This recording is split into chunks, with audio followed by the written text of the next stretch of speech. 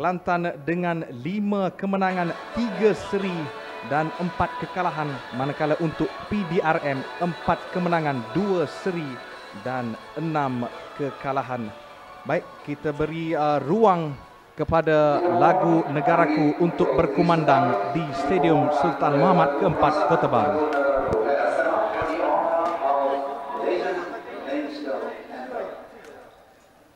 Yang berada di stadium berdiri untuk memberi penghormatan, dan ini dia kesebelasan utama pasukan Kelantan The Red Warriors itu turun dengan 4-3-2-1.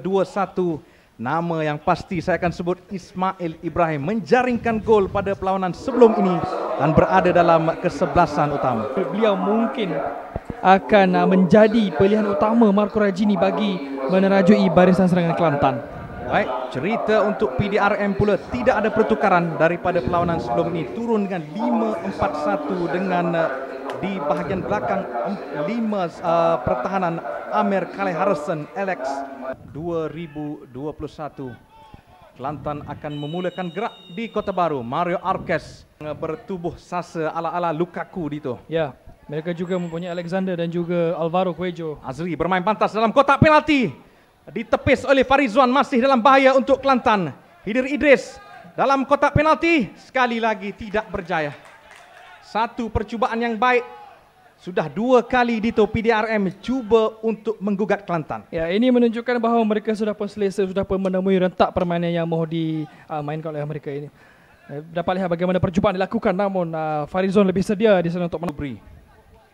Satu lencongan dalam kotak penalti. Asri Muhammad lebih bersedia daripada Alexander. Alvaro cuba mendapatkan Lazarus dalam kotak penalti. Lazarus Kaimbi berhadapan dengan penjaga gol. Peluang untuk PDRM. Kalau kita dapat lihat bagaimana bola tersebut terlepas ke kaki Lazarus. Cik Safwan cuba untuk mengawal bola tapi gagal.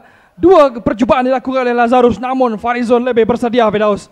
Kaki kiri daripada Lazarus. Lihat bagaimana sasa pemain ini menolak Christos. Sekali dan kedua, hampir-hampir membuka tirai jaringan. Cuba mendapatkan Lazarus Kaimbi. Lazarus bijak gerak kaki, berjaya mendapatkan bola. Ada 2 pemain tolakan ke hadapan. Durkeswaran berhadapan dengan Farizwan. Tolakan ke belakang atau percubaan Durkeswaran terlalu lambat dito. Ada option di belakang, ada Alvaro, tetapi beliau memilih satu option yang agak mengecewakan. Beliau mempunyai banyak pilihan, terutamanya dengan kehadiran Cuejo di sana, namun sayang sekali di cash. Cuejo dalam kotak penalti ditumbuk keluar oleh Farizwan.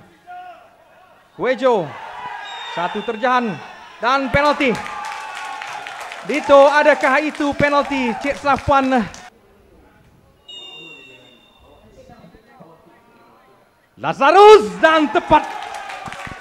Sememangnya Farizwan sudah melayangkan badan, tetapi tidak cukup untuk menepis tembakan daripada sang saka biru, Lazarus Kaimbi. Jangkauan yang tepat, namun kekuatan bola ada hasil daripada rembatan Lazarus Kaimbi terlalu kuat untuk ditepis, Firdaus. Sekaligus 1-0 berada di hadapan PDRM.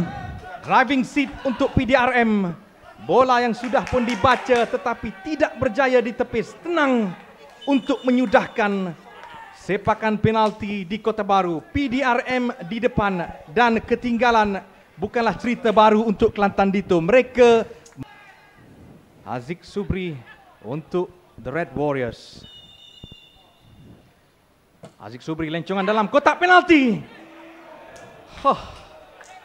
Ismail Ibrahim sekali lagi dito. Jika mungkin kita boleh lihat ulang tayang bagaimana beliau melayangkan badan. Ya, tidak mempunyai fizikal yang tinggi, namun masih lagi mampu untuk mencari ruang di celah-celah pertahanan lawan. Kita tahu beliau mempunyai kelebihan ataupun kualiti dari segi pengambilan sepakan percuma. Mario ataupun Asri. Mario cantik! Mario Arquez! Itulah kelebihan yang dimiliki oleh Mario. Lilitan di lengan bukan biasa-biasa. Tembok PDRM sudah runtuh dito. Bella Chow dari Mario Arquez. Ini yang saya katakan tadi. Beliau mempunyai satu kualiti yang cukup baik daripada situasi bola mati, terutamanya sepakan percuma. Tepat ke arah pintu gol PDRM, Firdaus. Super Mario sudah mengganas di Kota Baru. Captain Marvel untuk pasukan Kelantan. The Spanish Touch kepada pasukan Kelantan Dito. Kita lihat bagaimana satu junaman, satu tendangan ke arah gol. Siapakah akan dicari? Gerak kaki Nathanael masuk ke dalam kotak penalti. Nathanael siringgo-ringgo. Masih berpeluang Kelantan, tetapi lihat bagaimana Nathanael Dito. Lihat bagaimana Nathanael memperdaya pertahanan. Hampir-hampir Kelantan berada di depan. Ya, satu gerakan yang cukup lincah daripada pemain Indonesia ini. Nathanael sememangnya kita kenal beliau mempunyai kelincahan kaki yang cukup baik. Namun percobaan yang dinafikan oleh penjaga gol Terengganu itu Asri. Amirul Wa'i. Oh, bahaya untuk PDRM. Peluang untuk Syamil Abdul Ghani. Syamil dalam kotak penalti. Mario di tengah. Mario Arquez terlalu kuat. Hafizan terlalu lemah Dito. Alexander terlibat juga di situ. Alex tolakan dan lemah. Akhirnya adakan berbagai benda boleh membezakan jaringan. Nathanael masuk ke dalam kotak penalti. Nathanael terkena tiang. Kelantan hampir di depan Dito. Nathanael siringgo-ringgo.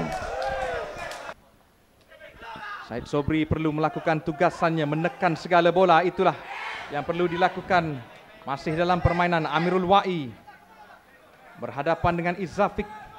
Masih lagi Amirul Wa'i, tolakan ke tengah, peluang ketika ini untuk PDRM. Cantik. Itulah Bruno Dito, super sub untuk pasukan Sang Saka Biru. Sekali lagi PDRM di depan. Bruno heads off. Tiada sebarang aksi berbahaya saja dimasukkan, namun Bruno menjawab kritikan tersebut dengan satu tandukan yang cukup tepat ke dalam pintu gol Kelantan, sekaligus memberikan gol kedua bagi PDRM. Naluri seorang striker Bruno Suzuki. Lihat bagaimana beliau menghidu lencongan sebentar tadi daripada Amirul Wa'i dan segera menanduk ke dalam gawang. Bruno Suzuki back to back goal daripada pemain Jepun ini Dito. Mario Arquez untuk The Red Warriors. Mario dihantar terus ke hadapan Christos. Satu peluang yang cukup baik Dito, tetapi perlahan pula. Termasuk Reza mengepung beliau. Lazarus naik ke atas.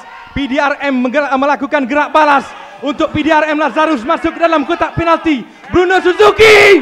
Peluang terbuka, tetapi Dito. Wan Rohaimi sudah mengangkat tangan.